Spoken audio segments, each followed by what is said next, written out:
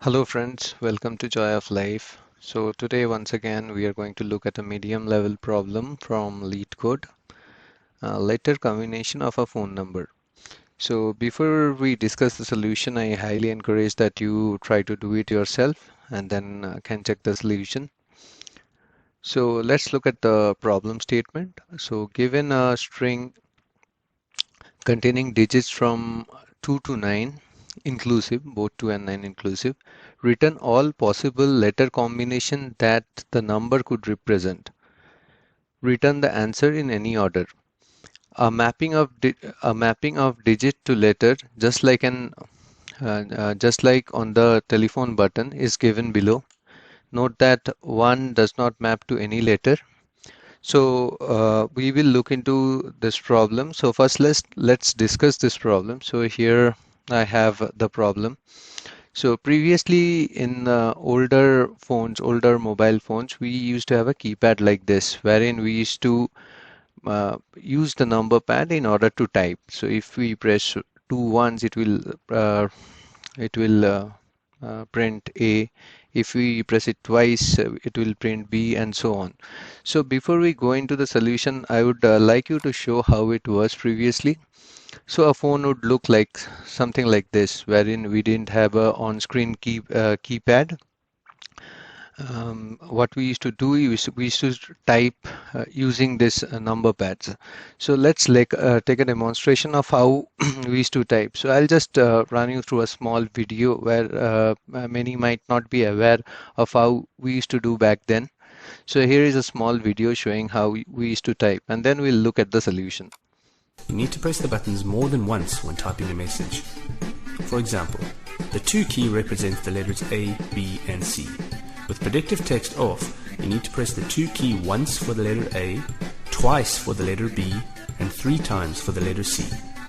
So to type the word cat, you press the 2 key 3 times for the letter C. Pause so the phone knows you're ready to move to the next letter. Press 2 just once for the letter A, and press the 8 key once for the letter T. The 0 button will insert a space and you can continue to type.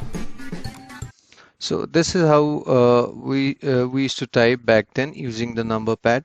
So as you can see that we are given a string, and from we are given a string containing numbers, digits like 23, and so for example 23, and here 2 can map to a lot of characters. In this case it's ABC. So this was a standard keypad. It will always be like this for any phone models, and for 3 it would be DEF.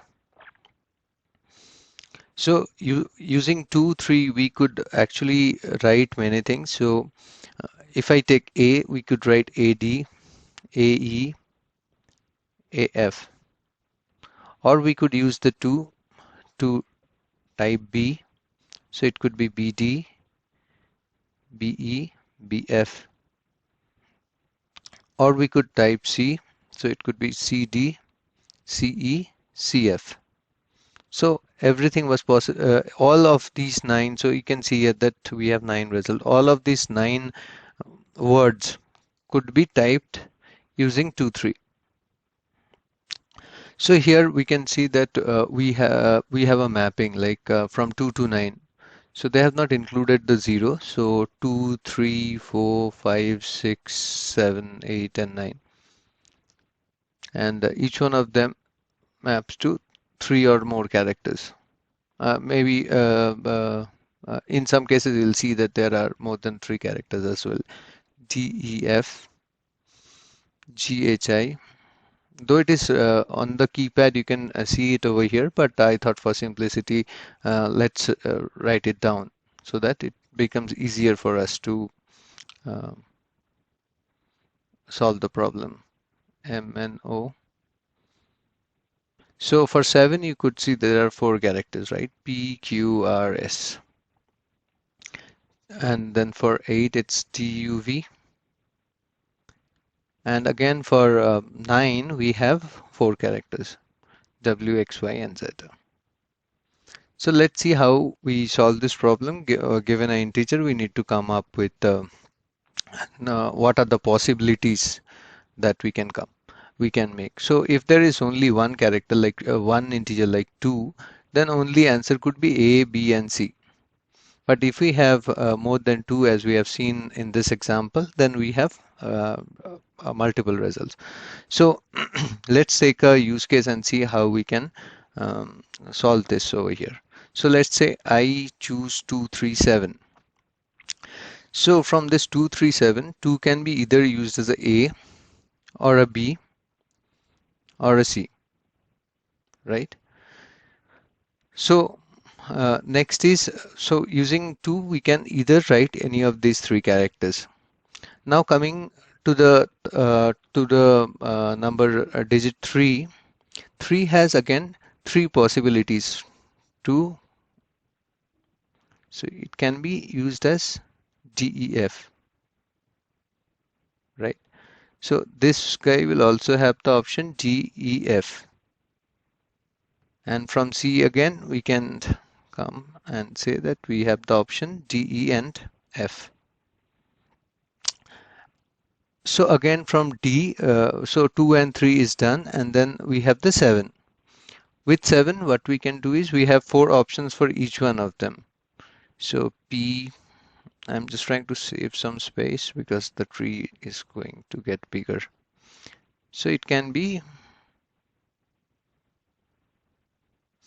so each of them forms an answer. So it can be answers could be like A, D, P, or A, D, Q, A, D, R, A, D, S. Then again coming to B, D, and then again you have the P, Q, R, S over here. So it will be B, D, and P, B, D, and Q, and so on. So it can have a lot of combination that can be formed using this simple uh, 3 digits, 237. So if my digits are more, the tree will be more denser. So basically what we are doing is we are having a mapping over here. For each one of the digit we have created a mapping, right? And now we are trying to explore our options, right? So basically when I'm in 2, I have 3 options, A, B, and C, right?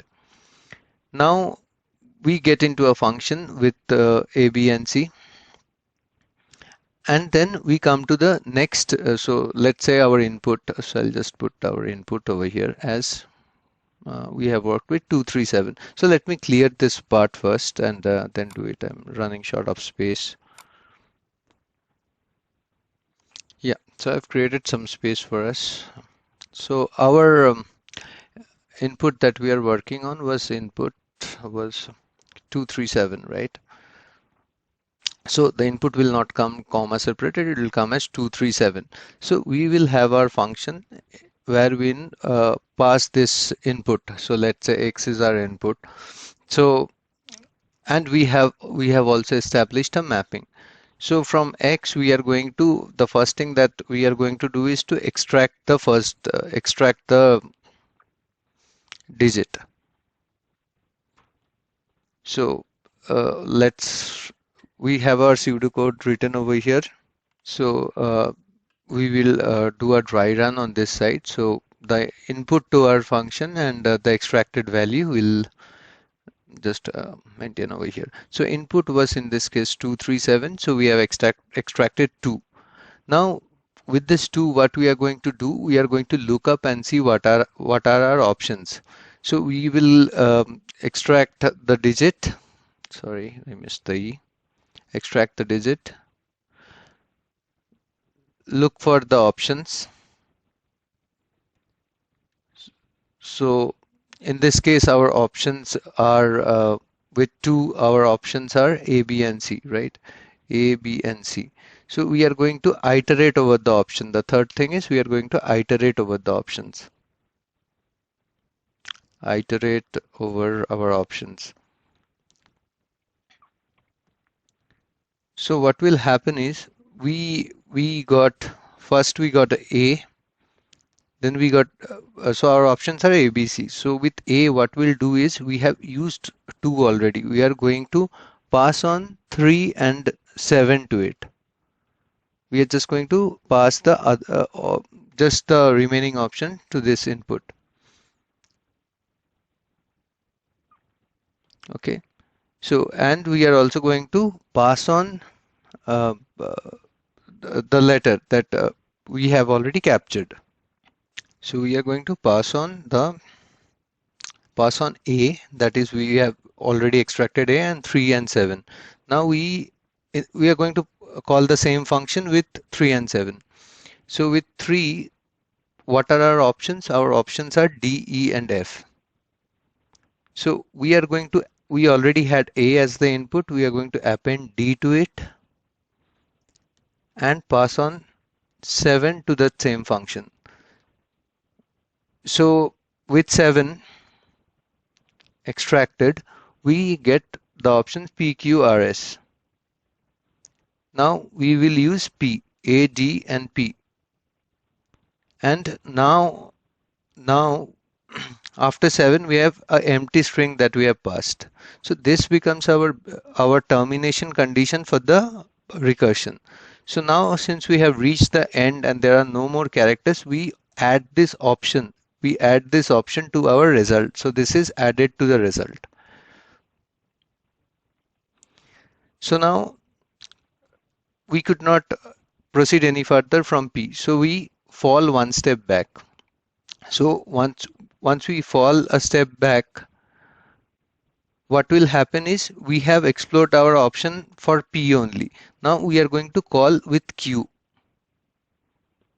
and again pass an empty string. So this also, along with AD we are going to pass Q. So there is again the base condition is set. So this is also becomes our result.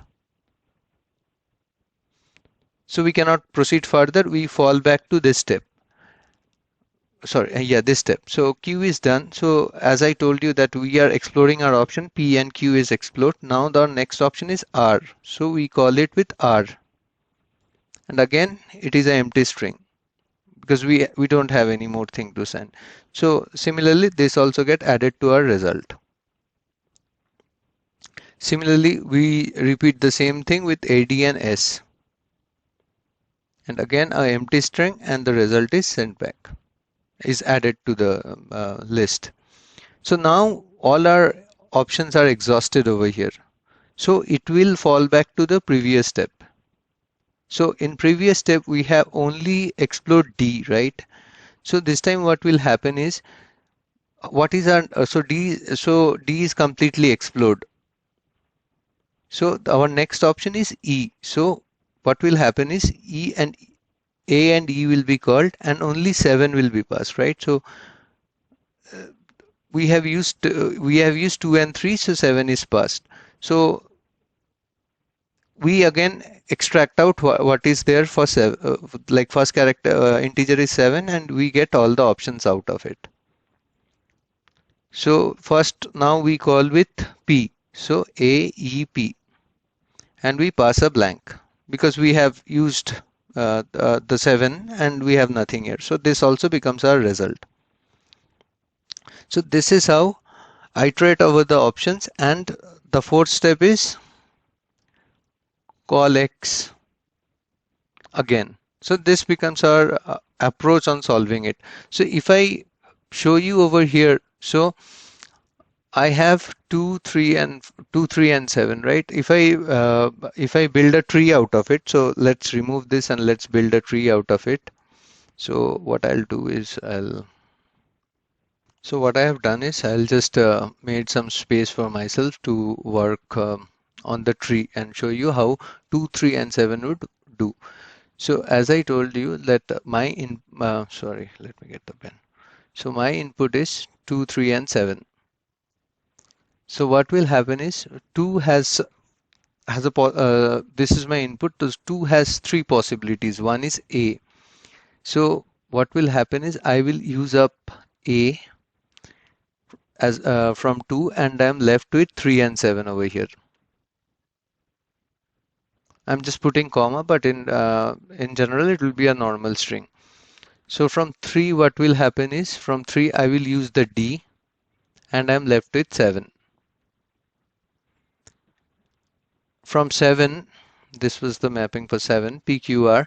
So I am using P and I'm left with nothing. So I go back to D. So in this state, what are our options?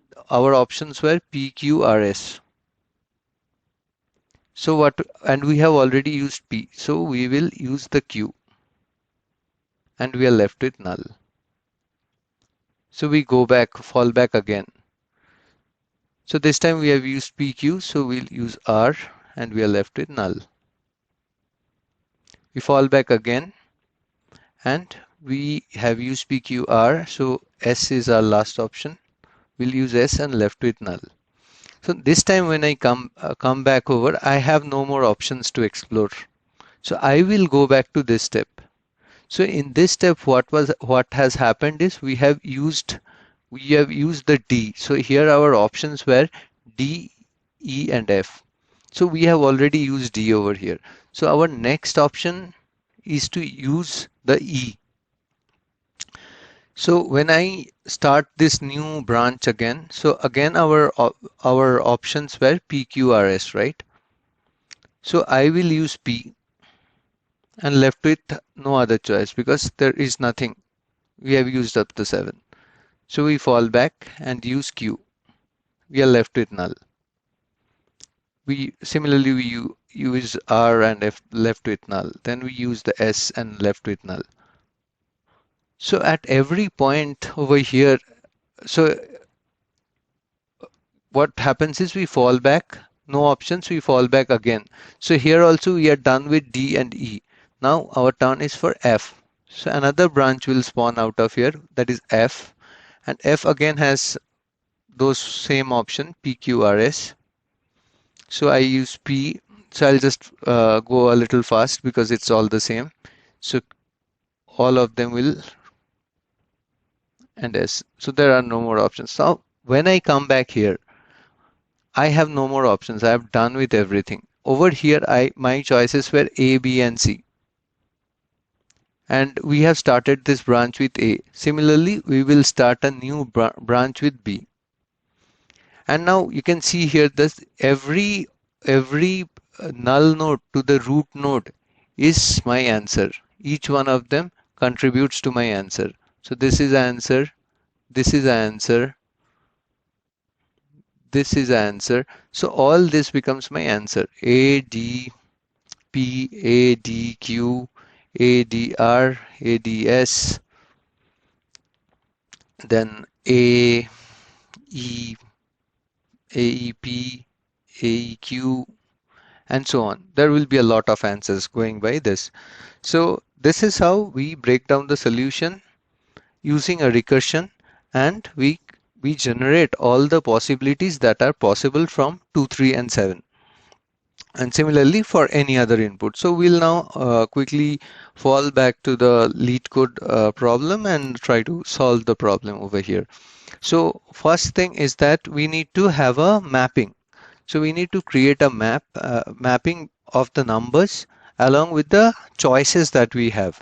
So what I'll do is I will create a map of say string and a list of string, because we have multiple choices for a single number, right? So I'll call this choices.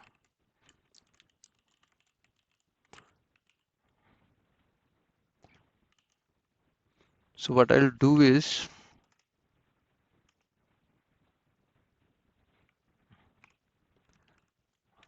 I will create the mapping over here. So say put. So we are saying that we will do from 2 to 9. So for 2, what are my choices? List. My choices are A, B, sorry, in quotes, and C. So here basically what I am doing is I am creating the same mapping over here. 2 maps to ABC. Similarly, we'll do it for the others as well. So I need to put a, so for 3, let's make the indentation correct. So my choices are D, E, and F. So what I'll do is I'll create the mapping and I'll just fast forward this part and then we'll talk about the mapping.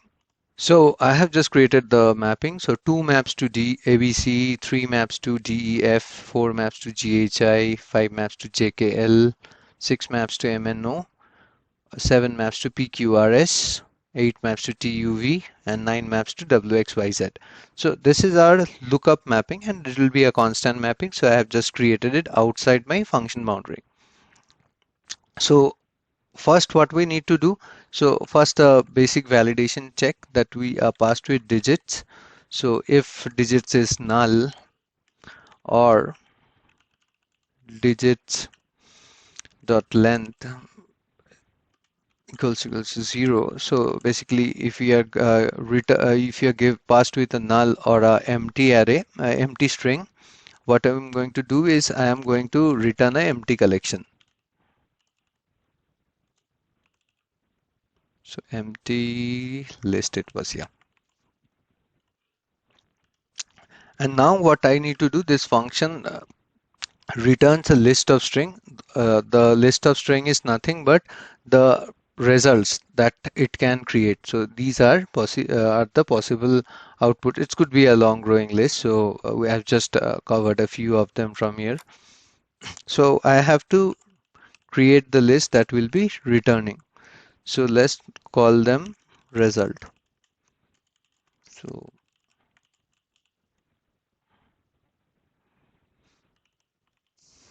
and we are going to return this result, right? So now I need to create a function, the recursive function that we spoke about that will do the job of calculating, finding out all the possibilities. So I'm going to create a void method because I will be passing my list and the result will be added to the list. So let's call this process. So I have to pass the digits. So I am receiving the digits, so I am passing digits over here. Okay, and I need to pass my result as well.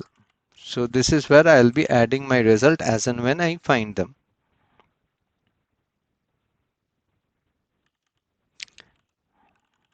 And a string, the string over here is nothing but the string that I showed you previously. So slowly we are forming a string over here, like in the recursion A, D, and then appending P. So iteratively we are building up the solution. So this string will basically hold my result, but we have already used result. So we'll call this result and we'll rename that. So we'll say that this is my output. So let's change it here for consistency.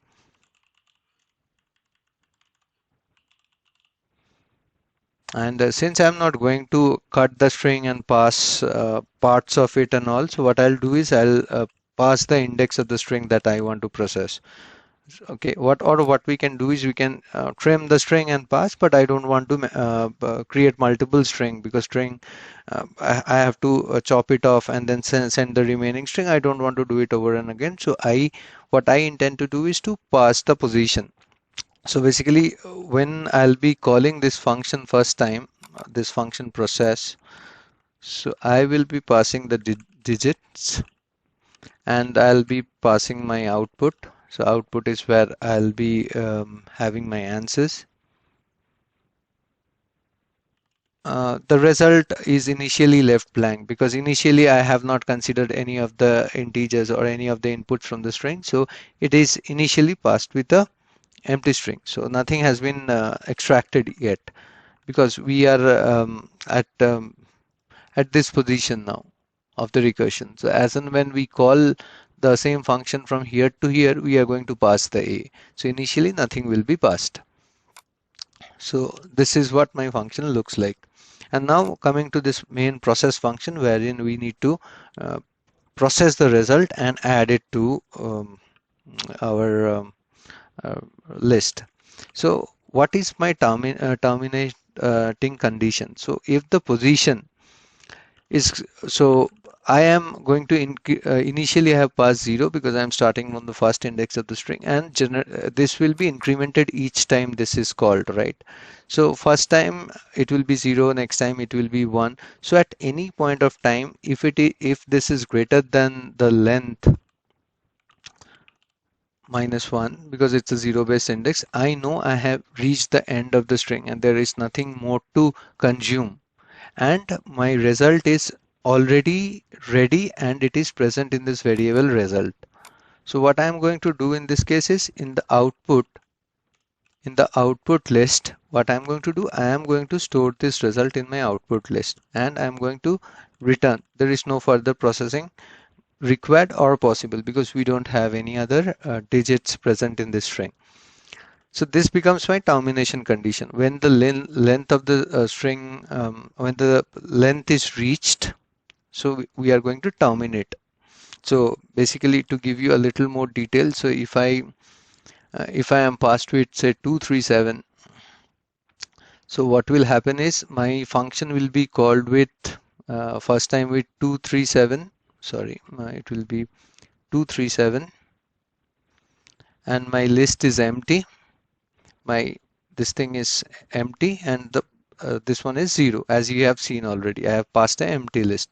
So next time inside the recursion, when the function will be called, it will be called with 37. It will be called with 237 only. This will be empty. This will be, so for the two I have already extracted. I'll be extracting out the first option and pass a 1. So when I say 1, so this 1 is connected with this variable. So when it was 0, I considered the first index. So when it is 1, so next time what will happen is the same function will be called with, this will never change. This will be empty. It will be A, and I'll be considering the next first option for the number 3. So it will be D. And this will become 2, right? So now for the last one, what will happen is I'll again call with 237. My list is still empty. I get A, D, and now I am using the 7, 0, 1, 2 second index. So 7 first option is P.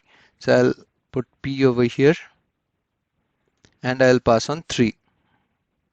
So now my function will be called with this. So when this function is called, so you can see here 2, 3, and 7, right? This is 0, this is 1, this is 2. So this is 3. So this is greater than the length of this. So what will happen over here is this list, which was empty till now, will have a element added to it, which is A, D, and P, and it will come back to this function now over here. Okay. So this will still remain 237.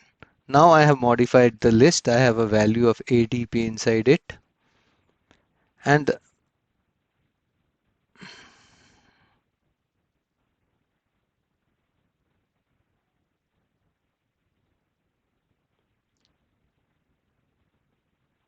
okay, so next time when this will be called, so I will have 237 ADP. So this time it will take the next index, right? Because we have already explored the P. So it will be ADQ and this will be 3 again. So as it again hits, it goes out of the boundary, what it will do is it will add ADQ to the list. And again it will fall back and it will do the same thing for ADR, ADS, and so on. So this is how our iterative function will build up slowly and it will start adding the answer to its list. So that termination condition has been laid down over here. Now our next part would be to get the digit out. So we just talked about extraction, right? So what we are going to do is our input was digits, and this is digit. Don't confuse. So this is digits, and we are going to do a substring. And what we are going to take out of this substring is we are going to start from position, and we are going to take out only one character. So initially it will be 0. So 0 to 1 it will take out 2. So next time it will be called with 1. So 1 to 2 it will take out the next character, so on and so forth. And now since I have uh, s- uh, value extracted from the string, now I need to look at what are my options from this mapping. So what I'm going to do is this will return me a list of strings, right? So I'll put a list of string, and I'll say what are my options.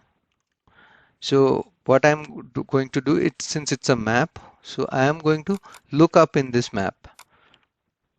So let's do a getter default.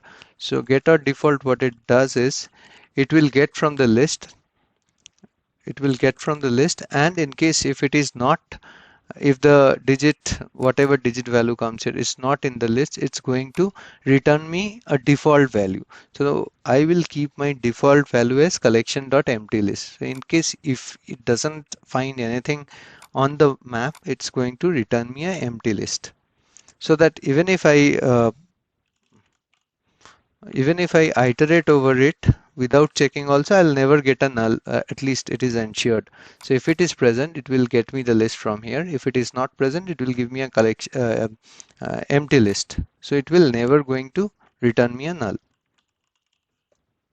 So I am going to iterate over the options, and I am going to call the same function again over here.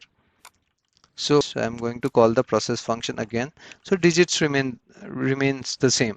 So I pass digits, and output is nothing but our collector. And now what we need to do, whatever result I have collected so far, so that is stored in result. Along with that, I am going to append the current option that we are exploring, and we are going to pass the next index. So currently if we are at index 1, we are going to pass the next index.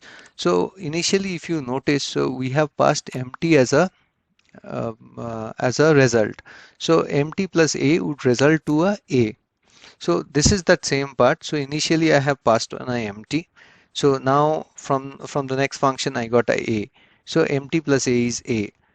The next function is recursively called again. So we passed a, now we got a d, so we append a and d, so it becomes ad. Similarly, we are incrementing the yeah, index as well. So we passed a ad and 2 to this function, so we got a ad and a p, and then we call it with 3 which is out of bound index, and then we add the result back to this list. So the same thing we are doing over here. So initially it is called with an empty string, so empty plus a is a. So again we are calling the same function with, this time the result is a, we are passing from here. So we got a choice d, so we are appending ad and passing to process the next value. So this is how the code will look like. So let's run this code and see what we are getting. So you can see that for 2 and 3 we have generated all the outputs as required. So let's run this for our test cases that we talked about, 2, 3 and 7. Let's see how it goes. So you can see that it has generated as we talked about this option, right? ADP, ADQ, ADR. So you can see that ADP, ADQ, ADR, ADS, and so on and so forth has been generated as expected. So this is our output, and this is the expected output of the code, and they are exactly the same. So let's do a submit and see how the evaluation comes. So yeah, it takes about 1 milliseconds, which is faster than 81.53% of the submission done in LeetCode. So yeah, this is my approach on how to solve this particular problem, letter combination of a phone number. Do let me know what you feel. If you have any optimization ideas or any ways you can do it better, do share your thoughts. I always try to keep it simple because during an interview or when you are solving a problem in a short amount of time, the what we look for is an optimized solution which has the most simplicity in it. So I felt the solution is pretty simple. Do share, subscribe. That will encourage me to create more videos. I'll try to create many more videos like this in the days to come. Thank you once again for watching. Have a great day.